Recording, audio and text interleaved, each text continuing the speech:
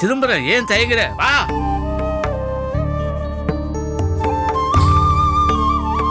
சக்தி உள்ள அம்மன்டா, அம்பாளை நல்லா கும்பிட்டுக்க. என்ன சொல்லி கும்பிட சொல்ற? நீ ஒன்றும் சொல்ல வேண்டாம். இது பாரு, நம்மளை விட நம்ம பிரச்சனை சாமிக்கு நல்லாவே தெரியும். கடவுளேன்னு வேண்டிக்க, எல்லாம் நல்லபடியா நடக்கும். சாமி கிட்ட சொன்னா தீர்ந்துருன்னு நினைக்கிறியா? சிதம்பரம், கிராமங்களில் இருக்கிற ஐயனாரு, முனியாண்டி, கோட்டைசாமி, சின்ன கருப்பு, பெரிய கருப்பு, விருமாண்டி இவங்கெல்லாம் சாமிகளே இல்லை, மனுஷங்க தான்.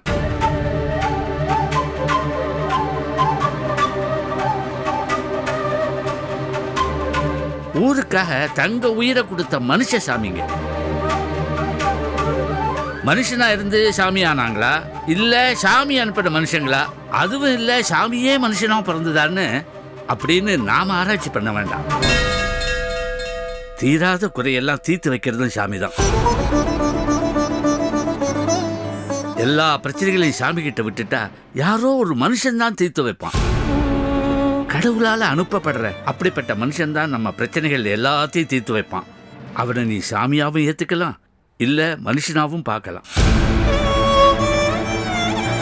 அப்படி நம்ம பிரச்சனைகள்லாம் சரியாகணும்னு மன உறுதியோட நம்பிக்கையோட வேண்டிக்க, நல்லதே நடக்கும்.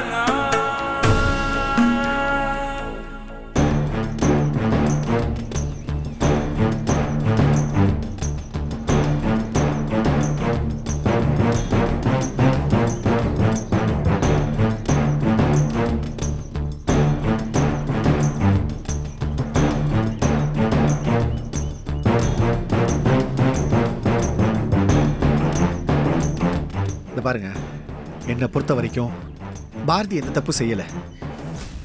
அவங்க என்ன ஃபீல் பண்றாங்கன்னா, மாலதி சொல்லி சந்தோஷ்க்கு விஷயம் தெரிஞ்சா தனக்கு அசிங்கம், அதனால அவங்களே சொல்லிடுறது பெட்டர் அப்படின்னு ஃபீல் பண்றாங்க. அவங்கள நாம எப்படியாவது கண்ட்ரோல் பண்ணிடலாம், அது பிரச்சனை இல்லை. ஆனா இப்போ நமக்கு இருக்கிற ஒரே பிரச்சனை மாலதி. அவ புத்துக்குள்ள இருக்கிற பாம்பு மாதிரி, அவ்வளோ சாதாரணமா இட போட்டுற முடியாது. அவ வெளியில வந்து கடிக்காம பாத்துக்கணும். ஒருவேளை அப்படியே கடிச்சாலும் விஷம் ஏறாத அளவுக்கு நம்ம கைவசம் வைத்தியம் இருக்கணும். அது என்னன்னு யோசிக்கணும். கரெக்ட் மாமா. மாலதி உண்மை சொன்னா கூட அண்ணனும் தேவிகாவும் நம்பக்கூடாது. அப்படி ஏதாவது பண்ணுங்க மாமா. எப்படிப்பா? நானும் பாரதியும் காதலிச்சதுக்கு 1000 சாட்சிகள் இருக்கு. அப்படி இருக்கும்போது நீ நினைக்கிற மாதிரி எப்படி பண்ண முடியும்? டேய் இல்ல மாமா, மச்சான் இரு. ராஜேஷ் ஏதோ சொல்ல வராது, என்னன்னு கேட்போம். நீங்க சொல்லுங்க, என்ன விஷயம்? இல்ல, அது எனக்கு எப்படி சொல்றதுன்னு தெரியல. அது வந்து அது எப்படின்னா, இல்லை எனக்கு அது எப்படி சொல்கிறேன்னு தெரியல. ஆனால் ஏதாவது ஒன்று பண்ணணும் மாமா. அது எப்படின்னா, அந்த ஹீரோயின் வினிதா மேட்டரில் பிரச்சனையாகி நீங்களும் அக்காவும் பிரிஞ்சிருவீங்கன்னு ஒரு நிலைமை வந்தப்ப அண்ணி என்ன பண்ணாங்க, சம்மந்தமே இல்லாமல் அந்த ஹீரோயின் லவ்வரை தேடி கண்டுபிடிச்சி 3 பேர் பிரச்சனை யாருக்கும் எந்த பாதிப்பும் இல்லாமல் சரி பண்ணாங்கல்ல, அந்த மாதிரி வச்சுக்கோங்களேன். ராஜேஷ், நல்ல ஐடியாவா கொடுத்துருக்கீங்க மச்சான். அப்படியே பண்ணிடலாம்டா. ஏண்டா, அவன் எங்கடா ஐடியா கொடுத்தான்? ஒரு ஐடியா பண்ணணும்னு சொல்லிட்டு இருக்கான், அவ்வளோதான். ஏன்பா ராஜேஷ், பாரதி யோசிக்கிற மாதிரி நாம யோசிக்கணும்னு நீ சொல்றது கரெக்ட். பட் நாம அவளை மாதிரி யோசிச்சாலும் பாரதிக்கு வர்ற மாதிரி யோசனை நமக்கு வரணுமே. ஆமால, அது கொஞ்சம் கஷ்டம்தான். மாமா, உங்களுக்கும் மலரக்காவுக்கும் கல்யாணம் நடக்க இருந்தப்ப பாரதி நீ ராமம்மா கன்வின்ஸ் பண்ணி ராமம்மாவுக்கும் மலரக்காவுக்கும் கல்யாணம் பண்ணி உங்களை தாலி கட்ட விடாம தடுத்தாங்கல்ல, எப்படி பிளான் பண்ணி அடிச்சாங்க? அந்த மாதிரி ஏதாவது பிளான் பண்ணும் மாமா. அந்த மாலதி அசிங்கப்படுத்தணும் மாமா. அவ யார்கிட்ட போய் சொன்னாலும் எடுபடக்கூடாது மாமா. போய் யார்கிட்ட வேணா சொல்லு, நம்ம சொல்லணும். அவளை எல்லாரும் காரி துப்பணும் மாமா. அந்த மாதிரி ஏதாவது ஒன்று பிளான் பண்ணணும். நீ சொல்றதெல்லாம் கேட்கறதுக்கு நல்லா தான் இருக்கு, ஆனா எக்ஸாக்டா என்ன பண்றதுன்னு தெரியலையே. அது தூரத்துல ஏதோ ஒரு வெளிச்சம் தெரியுதுங்கிறது உண்மைதான், ஆனா அதை நோக்கி எப்படி போறதுன்னு தெரியலையே. என்னடா நீ எவ்வளவோ ஸ்கிரிப்ட் எழுதியிருக்க, அதுல எத்தனையோ ட்விஸ்ட் வச்சிருக்க, ஏதாவது யோசி. என்னடா நீ? ஏண்டா யோசிச்சு ஸ்கிரிப்ட் எழுதுறதுக்கு இது என்ன சினிமாவா? வாழ்க்கடா. அதுலயும் நாம ஏதாவது பண்ணி தப்பாயிடுச்சுன்னா அவ்வளவுதான். இங்க கரணம் தப்புனா மரணம் தம்பி. நீ சொல்ற மாதிரி யோசிக்காம ஏதாவது பண்ணோம்னா முதலுக்கே மோசமா போயிடும். பெரிய ரிஸ்க் எடுக்கணும் மாமா. துணிஞ்சுதான் ஆகணும். அப்ப என்ன பண்ணலாம் நீ சொல்லு மாமா. என்னால ஏதாவது பண்ணுங்கன்னு மட்டும் தான் சொல்ல முடியும். எனக்கு ஐடியாலாம் வராது மாமா. அட போப்பா மாமா ப்ளீஸ் புரிஞ்சுக்கோங்க. நீங்க ஏதாவது பிளான் பண்ணி எக்ஸிக்யூட் பண்ணுங்க. ஆமா மச்சான், சந்தோஷ் தேவி 2 பேருக்குமே ஆயுள் காலம் வரைக்கும் இது தெரியவே வேண்டாம். அப்படியே தெரிஞ்சாலும் அவங்க இதை தப்பா எடுத்துக்காம கூட இருக்கலாம்ல. ஆனா தெரிஞ்சதுக்கு அப்புறம் இவ்வளவு நாள் ஏன் மறைச்சிங்க அப்படின்னு உன் மேல தேவிக்கும் பாரதி மேல சந்தோஷ்க்கும் ஒரு வருத்தம் வருமேடா. அந்த சின்ன சங்கடம் கூட வராம அவங்க நிம்மதியா வாழ்ந்துட்டு போட்டுமே. இந்த விஷயம் ஆயுசு முழுக்க யாருக்குமே தெரியாம போனா நல்லா இருக்குமேன்னு தான் என் மனசுக்கும் படுது. ஆனா அந்த மாதிரி நடக்கணுமே. இன்னொரு பக்கம் எனக்கு என்னமோ இது சிதம்பரம் மாமாக்கெல்லாம் தெரியாம நாம இங்க இருந்து இப்படி யோசனை பண்றதே தப்புன்னு எனக்கு படுது. இல்ல மாமா, அப்படிலாம் எதுவும் இல்ல மாமா. ஒரு தப்பானவளால தான் நம்ம இதெல்லாம் யோசிக்கிறோம். இல்லைன்னா இதை பத்தி நம்ம யோசிக்க போறதே இல்லையே. மச்சான் உனக்கு இன்னும் நம்பிக்கை வரலடா, அதான் ஐடியா வரமாட்டேங்குது. டேய் நம்பிக்கை இல்லாமலாம் இல்லடா. இங்க பாரு, ஏதோ ஒரு பிளான் ஒண்ணு நாம பண்ணி ஏதாவது நாளைக்கு தப்பா போச்சுன்னு வச்சுக்க, சிதம்பரம் மாமாவை நான் எப்படி ஃபேஸ் பண்ணுவேன்? எனக்குள்ள அந்த பயம் இருக்கு. ஐயோ மாமா, பெரியப்பாக்கு தெரிஞ்சா கண்டிப்பா ஒத்துக்க மாட்டாரு. மச்சான் நாம ஏதாவது பண்ணி மாலதியை அந்த வீட்டை விட்டு அனுப்புறோம். அதுக்காக என்ன போய் வேணா சொல்லலாம், எவ்வளவு ஃப்ராடு பித்தலாட்டம் வேணாலும் பண்ணலாம். சிதம்பரம் சார அதுக்கப்புறமா நாம கன்வின்ஸ் பண்ணிக்கலாம். மாலதி பண்ணதை விட இது பெரிய ஃப்ராடுத்தனம். இந்த பாரு மச்சான், நாம இப்ப பண்ண போறது தப்பு இல்லை, ஏற்கனவே நடந்த தப்பை சரி பண்றோம், அவ்வளவுதான். எனக்கு என்னமோ உள்ளுக்குள்ள உதறலாவே இருக்கு. நீ பயப்படுறது நியாயம்தான். ஒரு சின்ன தப்பு நடந்தால் கூட அது விபரீதமாகி பெரிய தப்பாயிடும். பெரியப்பா உங்களை தப்பாக நினைப்பாரு. எனக்கு புரியுது மாமா, ஆனால் ஏதாவது பண்ணி சரி பண்ணணுமே.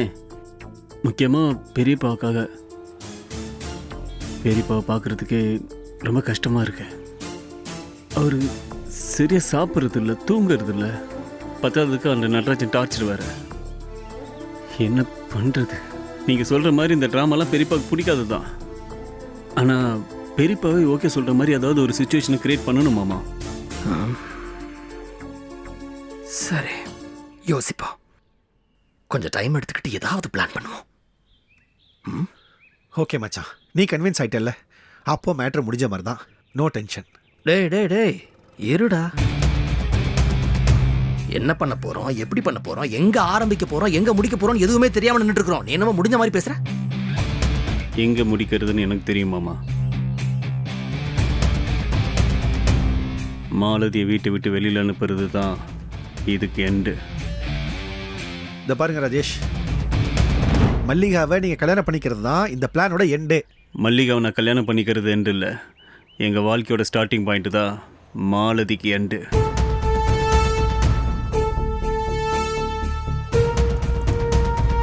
என்ன மச்சான், ஏதாவது தோணுச்சா, ஏதாவது ஐடியா வந்துச்சா? ஏண்டா இப்பதானடா பேசவே ஆரம்பிச்சிருக்கோம், அதுக்குள்ள ஐடியா வந்துருச்சானா?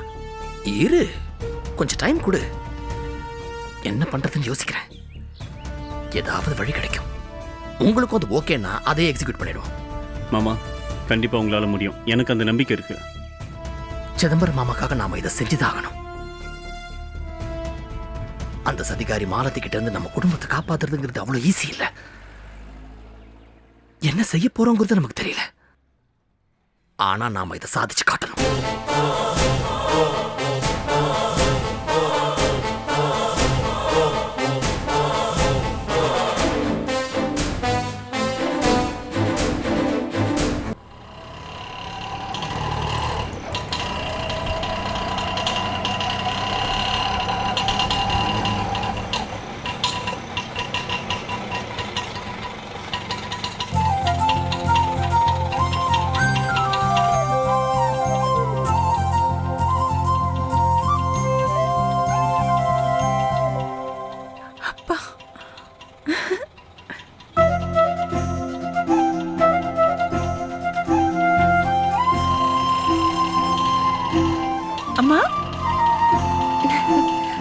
மாமா வாங்க அத்தை.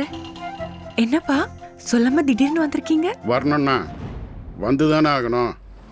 மலரு, மாமா கோகிலாம்மா வீட்டில் இருக்காங்களா? இருப்பாங்க மாமா. அவங்கள போய் பார்த்து துக்கம் விசாரிச்சுட்டு வரேன். இந்த பையப்படி. சுடுதண்ணி போட்டுமா மாமா? அதெல்லாம் வேணாம்மா. வா.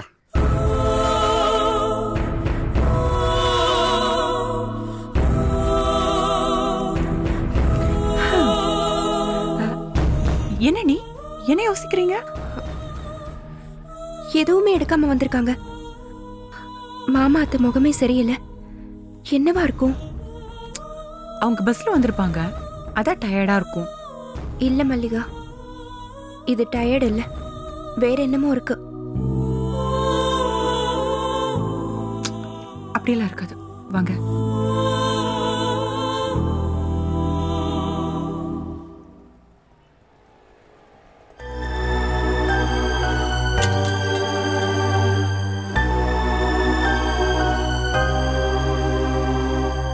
கோமதி, என்னங்க? துக்கம் விசாரிச்சுட்டு உடனே மல்லிகாவை கூட்டிட்டு ஊருக்கு போனோம். காதும் வச்ச மாதிரி அடுத்த வாரம் ஊர் கோயில்ல வச்சு அவ கல்யாணத்தை முடிக்கிறோம். மலர் சொன்னா ராமு சொன்னான்னு 2 நாள் இருக்கலாம், அப்படி இப்படின்னு பேசக்கூடாது. புரிஞ்சுதா? சரிங்க, எத்தனை முறை தான் சொல்வீங்க? அதான் ஏற்கனவே பேசி முடிவெடுத்தாச்சுல்ல, அப்புறம் என்ன? வாங்க. வா.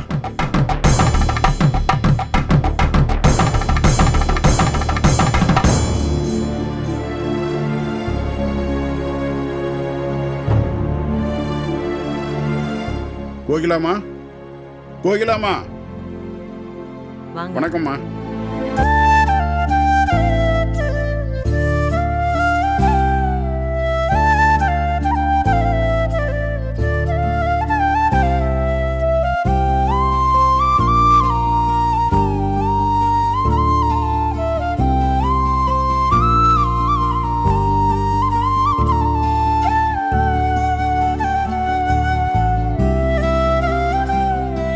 உட்காருங்க. பரவாயில்லங்க. குடிக்க கொஞ்சம் தண்ணி கொடுங்கம்மா. நீங்க உட்காருங்க, நான் கொண்டு வரேன்.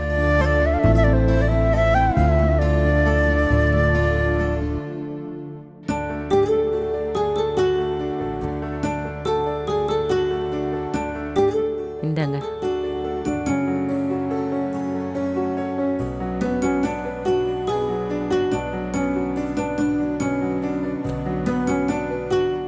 நல்ல மனுஷன்.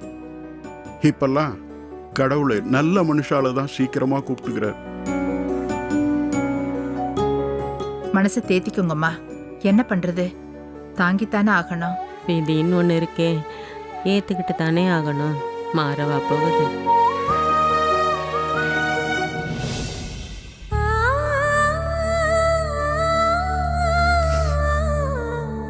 அம்மா, நான் ஒன்று சொல்லட்டுமா? இப்படி தனியா இருந்தீங்கன்னா சதா அவர் ஞாபகம் தான் உங்களுக்கு வந்துகிட்டே இருக்கும். அது உங்களுக்கு நல்லதில்ல. சரவண தம்பிக்கு ஒரு கல்யாணத்தை பண்ணி வச்சிருங்க. ஆமாம்மா, வருஷம் முடியறதுக்குள்ள நல்லது பண்றதுல தப்பே இல்லம்மா. சரவணன் ஒத்துக்குவானான்னு தெரியல. அப்பான்னா அவனுக்கு ரொம்ப உயிர். அவன்கிட்ட பேசி பார்க்குறேன். தம்பிக்கு எடுத்து சொல்லுங்க, கண்டிப்பா கேப்பாப்ல. சரிம்மா, உடம்ப பாத்துக்கோங்க, நாங்க கிளம்புறோம். ஐயோ, பேசிக்கிட்டே இருந்துட்டேன். கொஞ்சம் இருங்க, காஃபி கொண்டு வரேன். பரவாயில்லம்மா. விஷயம் கேள்விப்பட்ட உடனே வர முடியல, தப்பா எடுத்துக்காதீங்கம்மா. இல்லைங்க, அவசரத்துல யாருக்குமே சொல்ல முடியலன்னு சரவணன் சொன்னான். கொஞ்சம் இருங்க, காஃபி போட்டு எடுத்து. ஐயோ பரவாயில்லங்க, நாங்க உடனே ஊருக்கு போனோம், நீங்க தப்பா நினைச்சுக்காதீங்க. இப்பதானே வந்தீங்க, உடனே கிளம்பணும்னு சொல்றீங்க? அது வந்து மல்லிகா, அது வேற ஒரு வேலையா வந்தோம். அப்படியே துக்கம் விசாரிச்சுட்டு போலான்னு வந்தோம். இங்க தங்குற மாதிரி வரலைங்கம்மா. இவ்வளோ தூரம் வந்துட்டு உடனே போறேன்றீங்களே. ஊர்ல எல்லாம் போட்டது போட்டபடியே இருக்கு. மல்லிகா வேற எங்கே இருக்காளா, அதான். மல்லிகாவை நினைச்சு தான் அவர் ரொம்ப கவலைப்படுவார். மாலத்தியால நல்லாவே வாழ முடியாது. அவளை கூடிய சீக்கிரமே அனுப்பிச்சிடுவாங்க. நீங்க ஒன்றும் கவலைப்படாதீங்க. ஏதோ நடக்கிறது நடக்கட்டுமா. கோமதி,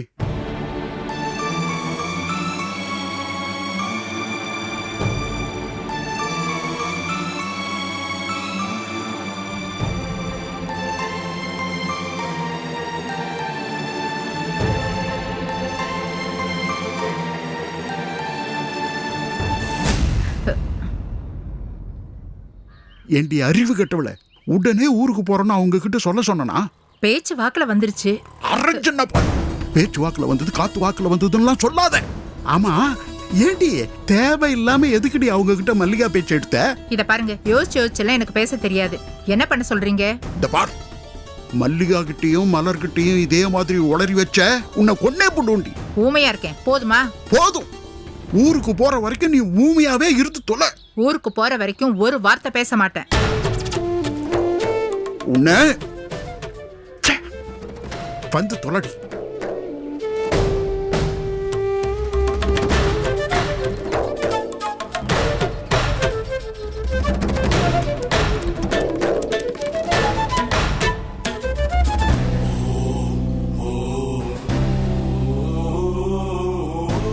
மலரே, மலரே. இதோ வரேன் மாமா. என்ன மாமா? ராமுக்கு ஃபோன் பண்ணி வர சொல்லிட்டியாமா? ஃபோன் பண்ணி சொல்லிட்டேன் மாமா. பக்கத்துல தான் இருக்காரு, இப்ப வந்துருவாரு. வந்துருவாரு இல்ல, வந்தாச்சு. அப்பா, என்னப்பா சொல்லாம கொள்ளாம திடீர்னு வந்திருக்கீங்க? அம்மா, ஆடு மாடெல்லாம் வெட்டி தவிர உங்களுக்கு எப்படி மனசு வந்துச்சு? மலரு, இந்தா மீன் வாங்க போனேன், கிடைக்கல. சிக்கன் தான் கிடைச்சது. இந்தா சீக்கிரம் செஞ்சிரு. நாளைக்கு காலையில மார்க்கெட்டுக்கு போய் மீன் வாங்கிட்டு வந்துடுறேன். அப்பா அம்மாவுக்கு செஞ்சு கொடுத்துறேன். டேய், எதுக்குடா இதெல்லாம்? எதுக்கா? அப்பா, போன தடவை நீங்க வந்தபோது நான் உங்களை சரியா கவனிக்கலன்னு நீங்க ஊருக்கு போன பிறகு உங்க மருமக என்ன அவ்வளோ திட்டு.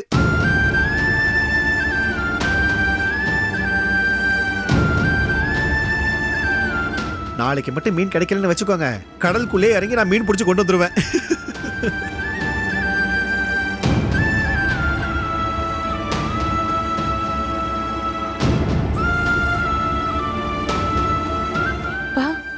ஏன் அம்மா வந்ததுல இருந்து எதுவுமே பேசாம இருக்காங்க? ஏம்மா, என்னாச்சுமா?